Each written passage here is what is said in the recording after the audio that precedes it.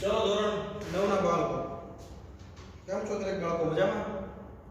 Okay, હવે આજે આપણે સ્ટાર્ટ કરવા જઈ રહ્યા છીએ આપણા નાગરિક શાસ્ત્રનું પહેલું ચેપ્ટર, એટલે કન્ટિન્યુ તમે જુઓ તો ચેપ્ટર 8 નું અને નાગરિક શાસ્ત્રનું ચેપ્ટર પહેલું.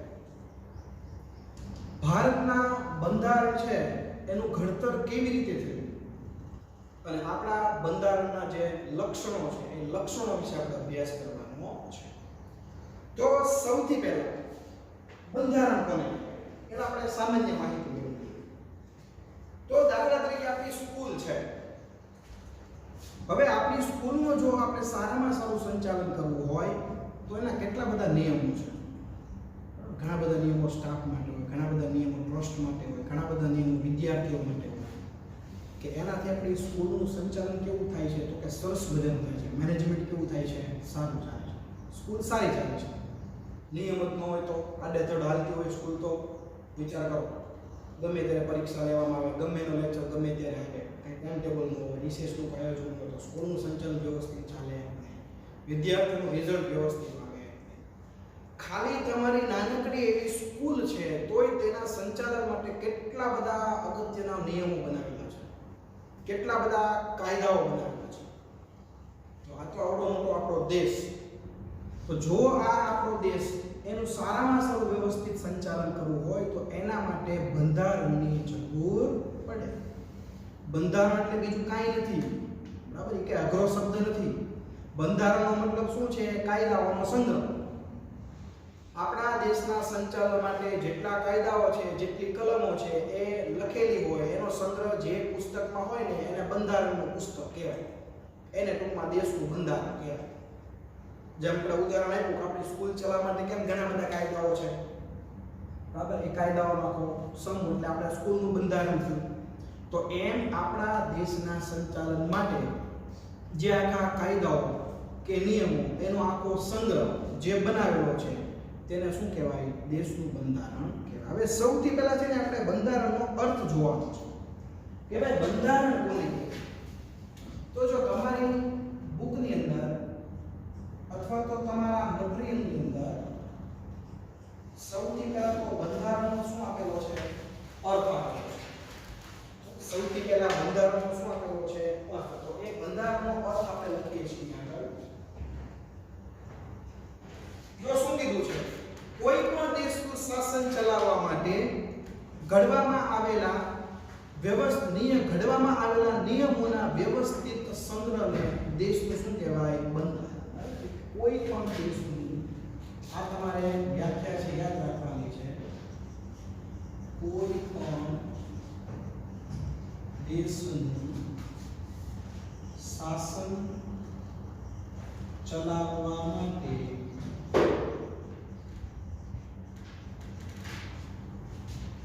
ઘડવામાં આવેલા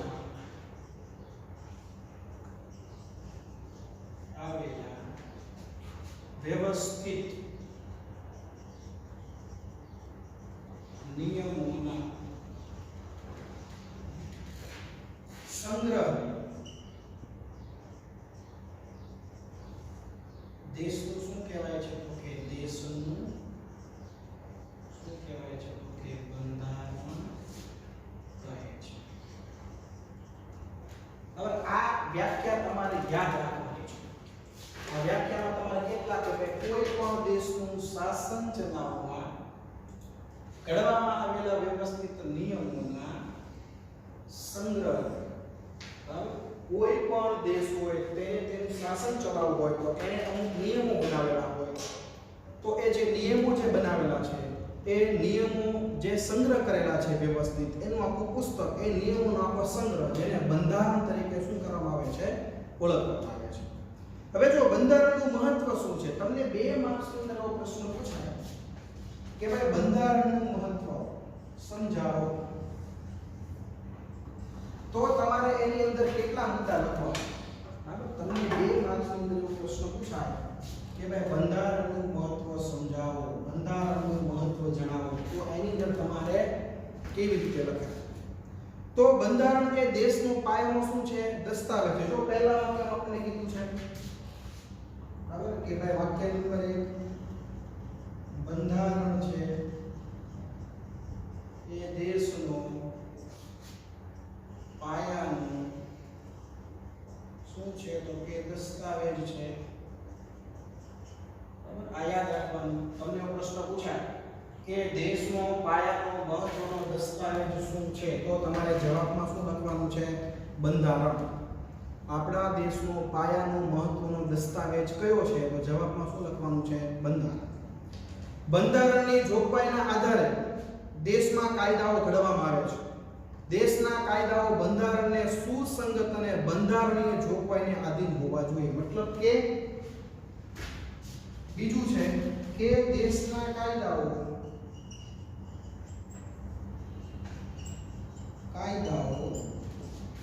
બંધારણને સુસંગત હોવા જોઈએ. સુસંગત હોવા જોઈએ. હવે જો સૌથી પહેલા શું કીધું છે? આપણા દેશની અંદર બધા કાયદાઓ ક્યાં બને? આપણી સંસદની અંદર. આપણા સંસદના ગૃહો કેટલા છે? 2. જે આગળ 10મા ચેપ્ટરમાં આપણે ડિટેલમાં ભણશું. બરાબર? સંસદનું ઉપલું ગૃહ એટલે રાજ્યસભા અને સંસદનું નીચલું ગૃહ એટલે લોકસભા. રાજ્યસભા અને લોકસભા ભેગા થઈ અને એક આપણા રાષ્ટ્રપતિ. આ ત્રણ દ્વારા આપણા દેશના કોઈ પણ શું બને છે? કાયદાઓ બને છે. હવે આપણા દેશની અંદર કોઈ પણ કાયદાઓ બનાવવામાં આવે હંમેશા એ બધા કાયદાઓ શેના આધારે બને છે? બંધારણમાંથી કાયદા બને છે. કોઈ પણ કાયદો બને પછીનો બંધારણમાં ઉલ્લેખ કરવામાં આવે એવું થતું નથી. બંધારણની જે જોગવાઈ છે એને આધીન જ કોઈ પણ કાયદાઓ બનાવવામાં આવે છે. મતલબ કે બંધારણમાંથી કાયદા બને છે, કાયદા દ્વારા બંધારણ બન્યું નથી. અને અહીંયા શું કીધું છે કે કોઈ પણ દેશમાં કાયદાઓ બને એ હંમેશા બંધારણને સુસંગત હોવા જોઈએ. મતલબ કે આપણા દેશમાં કોઈ પણ કાયદાનો અમલ થતો હોય તો એ કાયદાનો બંધારણમાં 100% ઉલ્લેખ હોવો જોઈએ. માનો કે કોઈ કાયદો એવો છે કે જેનો અમલ થયો છે પણ બંધારણની અંદર એનો ઉલ્લેખ નથી તો સર્વોચ્ચ અદાલતની અંદર રીટ દાખલ થાય અને એ કાયદાને શું કરવો પડે? સર્વોચ્ચ અદાલતે કેન્સલ કરવો પડે. એટલે કોઈ પણ કાયદો હોય તે સંસદ બનાવે, રાષ્ટ્રપતિ એમાં સહી કરીને કાયદા તરીકે અમલ કરે તો એ બંધારણ સાથે સુસંગત હોવો જોઈએ. બંધારણ સાથેનું જોડાણ હોવું જોઈએ. ત્યાર પછી કીધું છે બંધારણ કાયદાઓથી કેવું છે? સર્વોપરી છે. જો આ બધી વાત આપણે કરી એના આધારે આ વસ્તુ સાબિત થાય છે કે બંધારણ જે છે એ કાયદાથી કેવું છે? તો કે કાયદાથી છે સર્વોપરી છે. કેવું છે? સર્વોપરી, સર્વનું ઉપરી. આપણે હમણાં જ કીધું બંધારણમાંથી કાયદા બનેલા છે. કાયદાઓ ભેગા કરીને બંધારણ બનાવેલું નથી. એટલે બંધારણ અને કાયદા આ બંનેમાં સર્વોપરી કોણ થયું? બંધારણ. એટલે બંધારણ છે એ કાયદાઓ કરતા કેવું છે? સર્વોપરી છે. આ વાક્ય હંમેશા યાદ રાખવાનું. આમાંથી ઓબ્જેક્ટિવ પૂછાય. ખાલી જગ્યાએ કાયદાઓથી સર્વોપરી છે તો જવાબ શું લખવાનું? બંધારણ. ઓકે. હવે જો આગળ બદલાતી જતી લોકોની જરૂરિયાતો, અપેક્ષાઓ, આકાંક્ષાઓ, ઈચ્છાઓ, લોકોની ઉચ્ચ ભાવના આ બધાનો પડઘો બંધારણમાં હોય છે. એટલે બંધારણ એ જીવંત દસ્તાવેજ છે. ચોથો બંધારણ જીવંત દસ્તાવેજ. જો આપણે સજીવો છીએ, આપણો જેમ જેમ વિકાસ થાય એમ આપણામાં પરિવર્તન આવે એટલે આપણે સજીવ કહેવાય. હવે બંધારણ કઈ સજીવ તો છે છતાં એને જીવંત દસ્તાવેજ કહેવાય. શા માટે? તો કે જેમ જેમ દેશનો વિકાસ થાય, લોકોની અપેક્ષાઓ છે બદલાય, લોકોના વિચારો બદલાય, દેશમાં સાક્ષરતાના પ્રમાણમાં બદલાવ આવે, દેશના વિકાસમાં પરિવર્તન આવે તો એની અસર સીધી બંધારણમાં થાય. મતલબ કે જેમ જેમ દેશમાં પરિવર્તન આવે એમ બંધારણમાં સતત ફેરફાર કરવા પડે. બંધારણમાં સતત ફેરફાર થતા રહે છે. એટલા માટે બંધારણને કેવો દસ્તાવેજ કીધો છે? જીવંત દસ્તાવેજ કીધો છે. હવે જો આમાંથી તમને 1 માર્કનો શોર્ટ પ્રશ્ન પૂછાય, બંધારણ એ જીવંત દસ્તાવેજ છે સમજાવો, તો તમારે લખવાનું કે લોકોની અપેક્ષાઓ, લોકોની જરૂરિયાતો, દેશનો વિકાસ વગેરેમાં પરિવર્તન થતા બંધારણમાં પણ સમયાંતરે પરિવર્તન કરવામાં આવે છે અથવા તો પરિવર્તન થતું રહે છે. માટે બંધારણને જીવંત દસ્તાવેજ કીધો છે. જ્યારે આપણું બંધારણ બન્યું, બરાબર, આપણને ખબર જ છે કઈ તારીખે, તો કે 26મી જાન્યુઆરી ઈસવીસન 1950. તો એ વખતે જે બંધારણ હતું અને આજનું તમે જુઓ તો તમે બંનેની સરખામણી કરો તો કઈ બંને બંધારણ તમને કઈ એક સરખું જોવા ન મળે. બરાબર, એ સમયની જે પરિસ્થિતિ હતી, એ સમયનો આપણો ભૌતિક, જે આર્થિક, સામાજિક, ભૌતિક જે વિકાસ હતો એને અનુસંધાને બંધારણ ઘડવામાં આવ્યું હોય.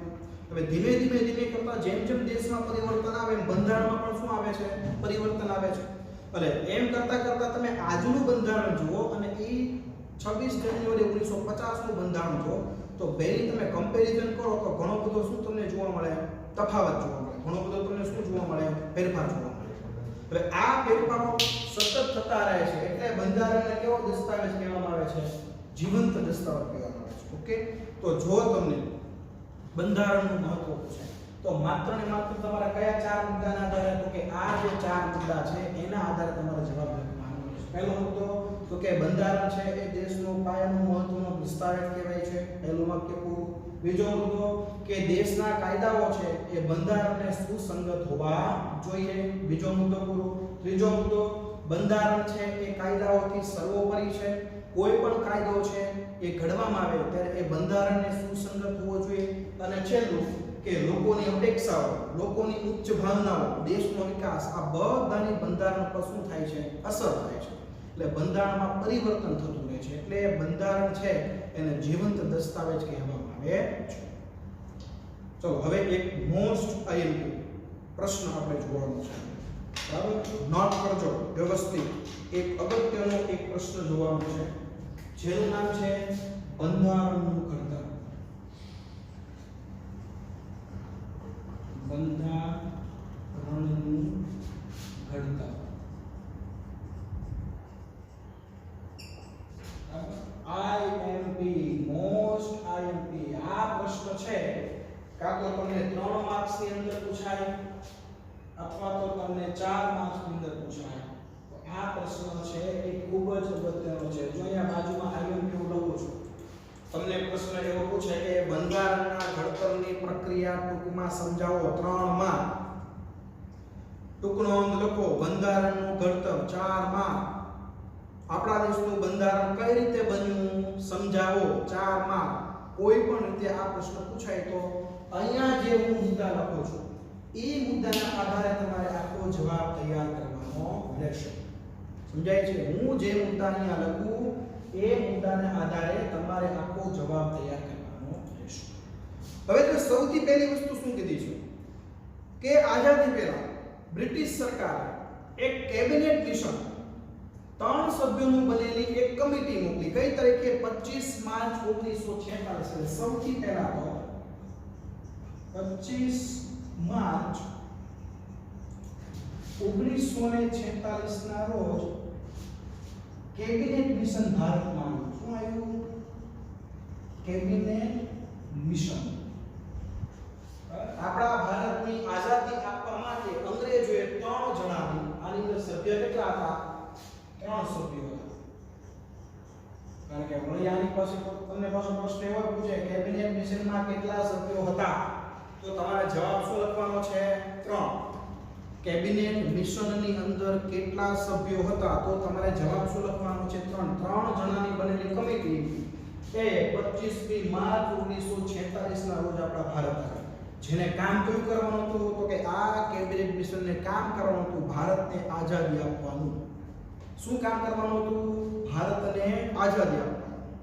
હવે કેબિનેટ મિશન જ્યારે ભારતમાં આવ્યું ત્યારે સૌથી પ્રથમ એને શું કીધું કે ભાઈ તમારો દેશ આઝાદ થશે, અમે તમને દસ્તાવેજો સહી કરી તમને ભારતને સોંપી દઈએ, તમને આઝાદી મળી જાય, પછી તમારા દેશને જો તમારે લોકશાહી શાસન સ્થાપવું હોય તો સૌપ્રથમ તમારે બંધારણ ઘડવું પડશે. કેબિનેટ મિશને આપણે પહેલી ભલામણ કઈ કરી? બંધારણ ઘડવા. બરાબર, કેબિનેટ મિશને આપણને સૌથી પહેલામાં પહેલી ભલામણ કઈ કરી? એને બંધારણ ઘડવા. એટલે બંધારણ ઘડવા માટે પાછું શું જોઈએ? બંધારણ સભા જોઈએ. એટલે સૌથી પહેલા તો આપણે બંધારણ સભાની શું કરવામાં આવી? રચના કરવામાં આવી. બરાબર, સૌથી પહેલા આપણે બનાવી બંધારણ સભા બનાવી. શું બનાવી? બંધારણ સભા. જો બંધારણ સભાની અંદર અલગ અલગ જ્ઞાતિ, અલગ અલગ જાતિ, અલગ અલગ પક્ષ, અલગ અલગ સંસ્થા બધાના મુખ્ય પ્રતિનિધિઓ લીધે અને ટોટલ બંધારણ સભા જે છે એની અંદર ટોટલ 389 સભ્યો હતા. કેટલા સભ્યો હતા? 389 સભ્યો. જેટલાની બુકની અંદર 385 લખેલું હોય એને 389 કરી નાખવાના છે. 385 સભ્યો નહોતા. કેટલા હતા? 389 સભ્યો હતા. જેટલાની બુકમાં મટીરીયલમાં તો લગભગ નહીં હોય, 389 જશે.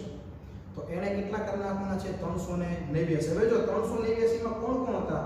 તો જો અહીંયા લખેલું છે અલગ અલગ કોમ, અલગ અલગ જાતિ, અલગ અલગ લિંગ. દાખલા તરીકે જો અહીંયા આપણે અમુક નામ આપ્યા છે, જવાહરલાલ નહેરુ.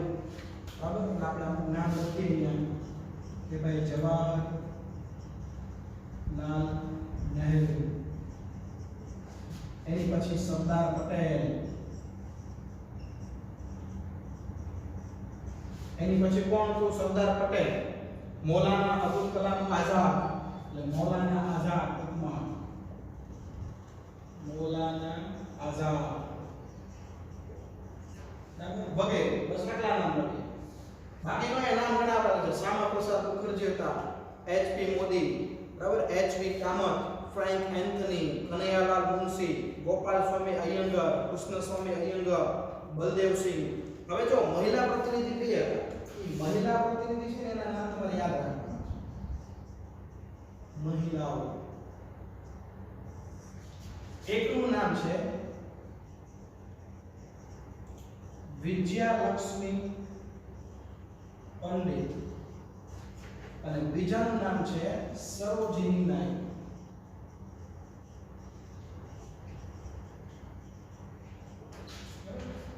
તમને એવો પ્રશ્ન પૂછાય કે ભારતની બંધારણ સભામાં મહિલા પ્રતિનિધિઓ કયા હતા? એક માર્કમાં સવાલ પૂછે તો શું લખવાનું? વિજયાલક્ષ્મી પંડિત અને સરોજિની નાયડુ. આ બે મહિલા પ્રતિનિધિઓ હતા. બરાબર? બે ચોટલાઓ. બંધારણ સભાના અધ્યક્ષ કોણ હતા? તો એની અંદર લખવાનું doctor Rajendra Prasad. Rajendra Prasad.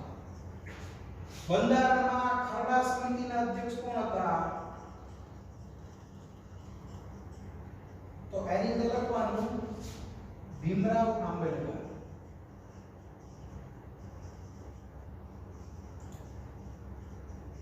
Doctor Baba Saheb Ambedkar. Doctor Bhimrao Ambedkar. આ બંધારણ સભાના શું હતો? બંધારણમાં અલગ અલગ બાબતે જે ખરડાઓ પસાર કરવામાં આવે તો એના માટે આખી પસાર કરવા માટે કમિટી બનાવેલી. એ ખરડા સમિતિના અધ્યક્ષ હતા ડોક્ટર બાબા સાહેબ આંબેડકર, ભીમરાવ આંબેડકર. બરાબર? હવે જો આ બધા લોકોએ બંધારણ ઘડવાની કામગીરી શરૂ ક્યારે કરી? તો આ તારીખ તમારે નોટ કરવાની છે. 9 ડિસેમ્બર 1946. બંધારણ ઘડવાની શરૂઆત થઈ 9 ડિસેમ્બર 1946. તમને એવો પ્રશ્ન પૂછાય એક માર્કમાં અથવા તો ઓબ્જેક્ટિવ ખાલી જગ્યામાં પૂછાય, ખરા ખોટામાં પૂછાય, એમસીક્યુ માં પૂછાય, બંધારણના ઘડતરની શરૂઆત ક્યારે થઈ? તો કે 9 ડિસેમ્બર 1946. બંધારણ ઘડવાનું કાર્ય શરૂ ક્યારે થયું? 9 ડિસેમ્બર 1946. મતલબ કે ઈસવીસન 1946 ના રોજ બંધારણ ઘડવાનું કાર્ય શું થયું? શરૂ થયું. હવે ટોટલ બંધારણ ઘડતા કેટલો સમય લાગ્યો? તો કે 2 વર્ષ સમય. તો કે 2 વર્ષ 11 માસ અને 18 દિવસ. અને આટલા સમયમાં બેઠકો કેટલી યોજાણી? તો કે બેઠકો યોજાણી 166 બેઠકો. કેટલી? 166 બેઠકો. ટોટલ 166 મીટિંગો યોજાણી. 166 બેઠકો યોજાણી. 166 બેઠકોની અંદર આપણું જે આ બંધારણ છે કેવું થયું? પૂરું થયું. હવે તો અહીંયા જો 2 આખા વર્ષ, ત્રીજા વર્ષના 11 મહિના અને છેલ્લો 12મો મહિનો અને 18 દિવસ પહોંચતા અને માત્ર 3 વર્ષમાં કેટલા દી બાકી રહ્યા? 30 તારીખ લખી ગણો, 30 દિવસ લખ્યા તો કેટલા દી બાકી રહ્યા? 12 દિવસ. એટલે એનો મતલબ શું થાય કે લગભગ 3 વર્ષ વર્ષની આજુબાજુના સમયમાં આપણા દેશનું બંધારણ ઘડવાનું વિચાર કરો કે આપણા દેશનું બંધારણ ઘડવામાં કેટલો સમય લાગ્યો. એટલે જ એવું કીધું છે કે જો વિશ્વની અંદર કોઈ મોટામાં મોટું જો કોઈ દેશનું બંધારણ હોય તો એ કયા દેશનું બંધારણ છે? આપણા ભારતનું. બરાબર, આખા વિશ્વની અંદર સૌથી મોટામાં મોટું જો બંધારણ હોય તો એ કયા દેશનું છે? આપણા ભારતનું.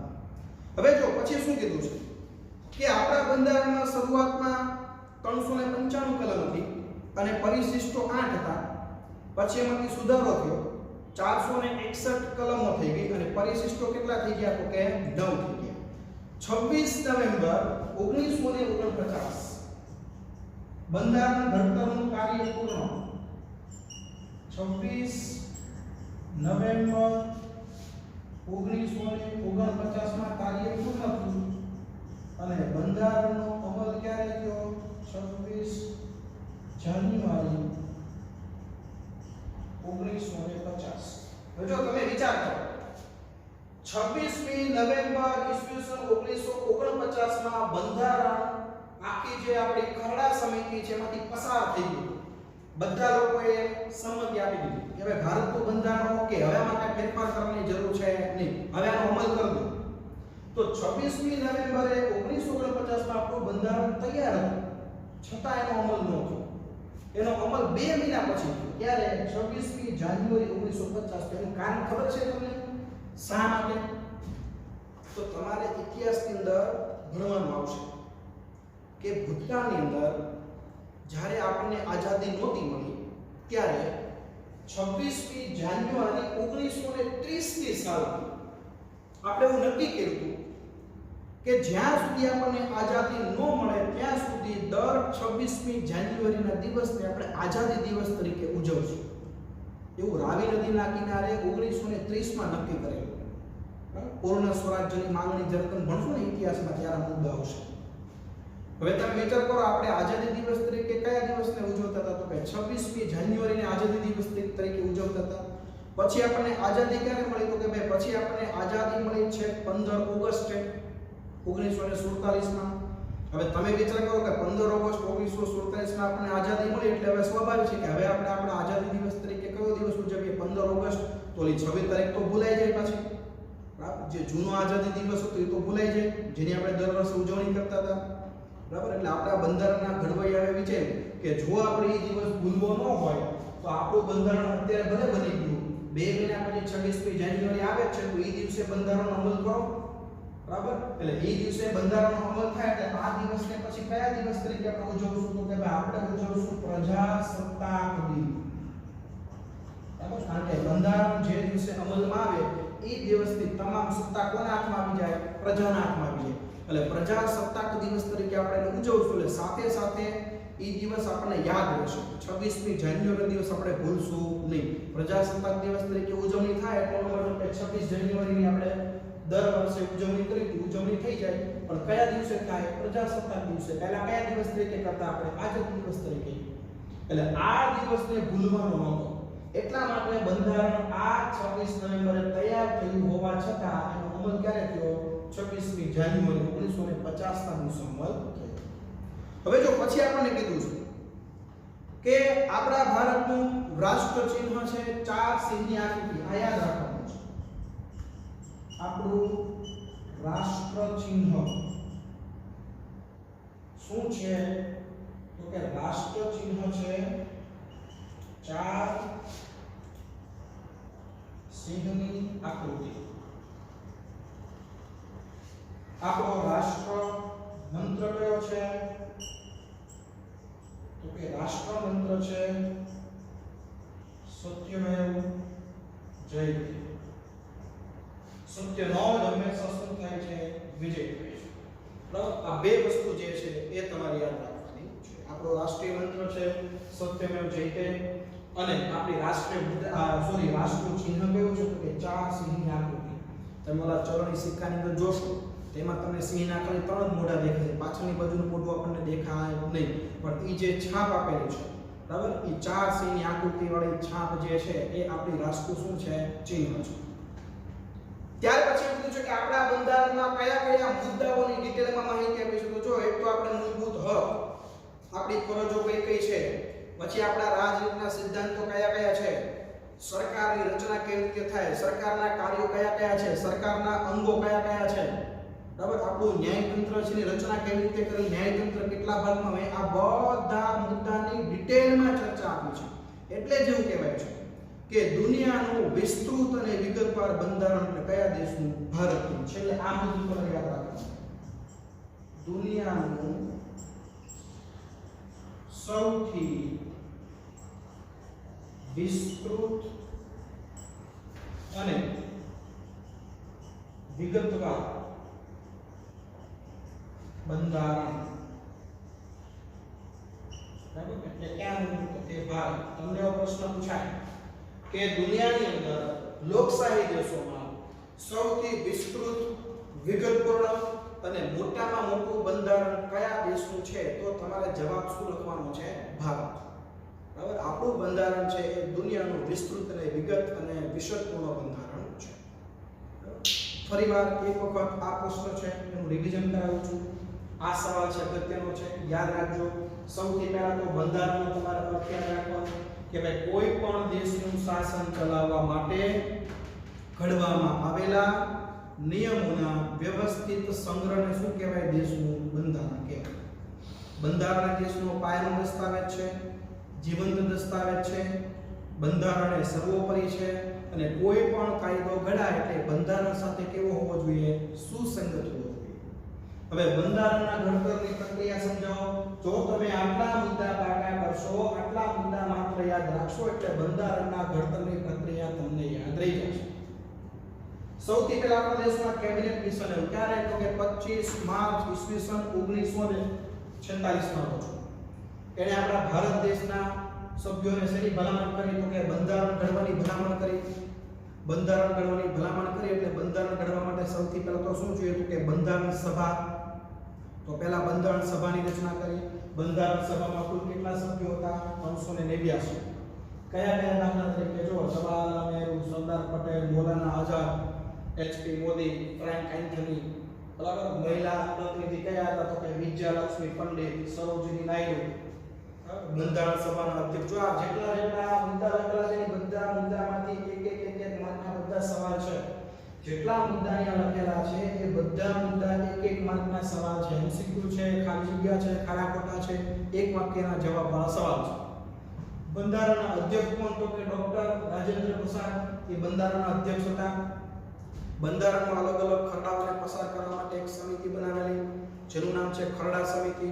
તો એ ખરડા સમિતિના અધ્યક્ષ કોણ હતા? તો કે ડોક્ટર બાબા સાહેબ ભીમરાવ આંબેડકર એ ખરડા સમિતિના શું હતા? તો કે અધ્યક્ષ હતા.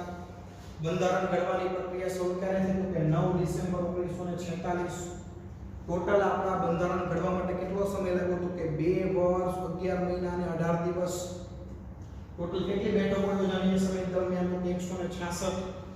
આપણી બંધારણની પ્રક્રિયા સંપૂર્ણપણે પૂર્ણ ક્યારે થઈ? તો કે 26મી નવેમ્બર 1949 અને 2 મહિના પછી 26મી જાન્યુઆરી 1950 ના રોજ આપણા બંધારણનો શું થયો? તો કે અમલ થયો. બંધારણમાં આપણું રાષ્ટ્ર ચિહ્ન કયું છે? તો કે ભાઈ 4 સિંહની મુખાકૃતિ. આપણો રાષ્ટ્રીય મંત્ર કયો છે? તો કે સત્યમેવ જયતે. અને આખા વિશ્વની અંદર સૌથી વિસ્તૃત, વિગતવાર, બરાબર, જો કોઈ બંધારણ હોય તો એ કયા દેશનું બંધારણ છે? તો કે ભારત. અહીંયા આગળ ભારતના બંધારણના ઘડતરની પ્રક્રિયા થઈ રહી છે. હવે એની પછી આવે છે આમુખ. એની પછીનો મુદ્દો કયો આપણે ભણશું? આમુખ. હવે એની પછી આપણે મુદ્દો ભણીએ છીએ જેનું નામ છે આમુખ.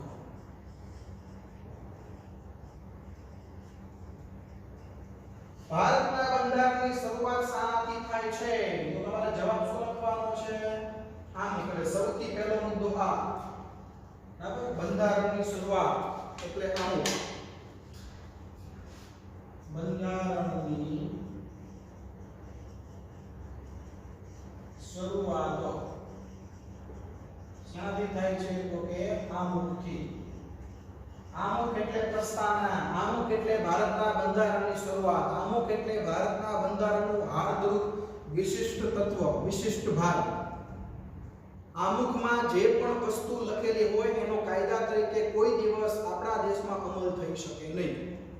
બરાબર, આપણું જે બંધારણનું આમુખ છે એ આપણા ભારતના બંધારણની શું છે શરૂઆત. તમને પ્રશ્ન પૂછાય ભારતના બંધારણની શરૂઆત શાનાથી થાય છે તો જવાબ લખવાનો આમુખ. અને આમુખ એટલે બંધારણનો આત્મા. બરાબર, બંધારણનો આત્મા. તો એની અંદર પણ જવાબ શું લખવાનો? આમુખ. તમને પ્રશ્ન પૂછાય કે ભારતના બંધારણનો આત્મા કોણ છે તો તમારો જવાબ શું લખવાનો છે? આમુખ. આમુખ એટલે બંધારણનો શું છે? આત્મા છે. હવે જો એની પછી કીધું છે આપણા ભારતના આમુખની અંદર, બરાબર, જો તમને અહીંયા આપેલું છે કે ભારતના બંધારણના આમુખમાં કેવા કેવા શબ્દો કઈ કઈ વસ્તુનો સમાવેશ થાય સામેના પેજમાં આપેલું છે, પણ આપણા માટે અગત્યનું નથી એટલે આપણે મટીરીયલમાં લીધું નથી. 1976 ની અંદર 42માં સુધારામાં સમાજવાદી, બિન સાંપ્રદાયિક, રાષ્ટ્રીય એકતા અને રાષ્ટ્રની અખંડિતતા 4 શબ્દો ઉમેરવામાં આવ્યા. યાદ રાખો 1976 નો 42મો સુધારો. 1976 અને 42મો સુધારો. આ સુધારો જ્યારે થયો ને ત્યારે આમુખની અંદર 4 શબ્દો ઉમેરવામાં આવ્યા. એક તો બિન સાંપ્રદાયિકતા,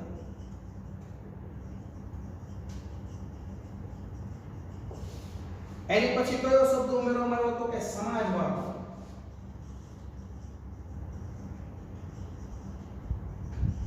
પછી ત્રીજો શબ્દ રાષ્ટ્રની એકતા અને ચોથો શબ્દ રાષ્ટ્રની અખંડિતતા.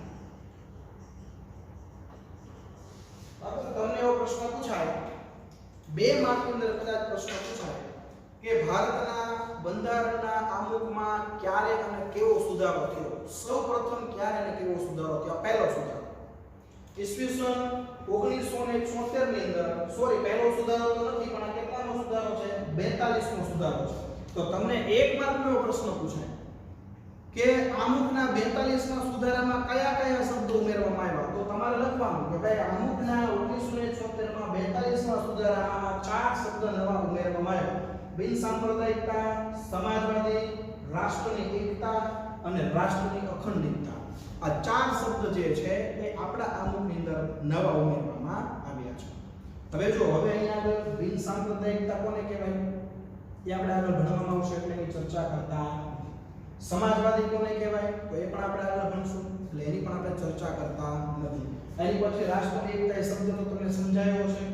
રાષ્ટ્રની અખંડિતતા એ શબ્દ પણ તમને સમજાયો છે. પણ આ બધા શબ્દ એવા છે કે જેની ચર્ચા આગળ આવશે એટલે આપણે ચર્ચા કરતા નથી. હવે જો એની પછી શું કીધું છે કે આમુખની અંદર આપણા મૂળભૂત હેતુઓ, આપણા ભારતના મૂળભૂત ધ્યેયો કયા છે, આપણા આદર્શો કયા છે, એને શું આપે છે? વાચા આપે છે. વાચા આપે છે મતલબ કે બધી વસ્તુમાં લખેલી છે કે ભારતના મૂળભૂત હેતુઓ કયા છે, મૂળભૂત આપણા આદર્શો કયા કયા છે, એને આ આમુખ શું આપે છે? વાચા આપે છે. મતલબ કે એ અહીંયા જણાવવામાં આવે છે કે આમુખમાં લખેલું છે. આમુખ બંધારણના ઉદ્દેશ્યો થકી ભારતમાં કલ્યાણ રાજ સ્થાપવાની ઉચ્ચ ભાવનાઓ અને આદર્શોને સિદ્ધ કરવા ઈચ્છે છે તેવું સ્પષ્ટ કરે છે. જો આમુખમાં એવું લખેલું છે કે ભારતના લોકોનું કલ્યાણ થવું જોઈએ, ભારતની અંદર કલ્યાણ રાજ સ્થાપવું જોઈએ, ભારતના લોકોનો વિકાસ થવો જોઈએ, એવી બધી બાબતોનો ઉલ્લેખ શેમાં કરેલો છે? આમુખમાં કરેલો છે. આમુખ આપણને એવું કહેવા માંગે છે, આમુખ જે છે એ આપણા દેશને એવું માર્ગદર્શન આપે છે કે ભારતના લોકોનું કલ્યાણ થવું જોઈએ, ભારતના લોકોની દરેક જરૂરિયાત પૂરી થવી જોઈએ, ભારતના લોકોનો વિકાસ થવો જોઈએ, એવી રીતે સરકારે પોતાનું સંચાલન કરવાનું છે. એવું માર્ગદર્શન શેમાં આપેલું છે? આમુખમાં આપેલું છે.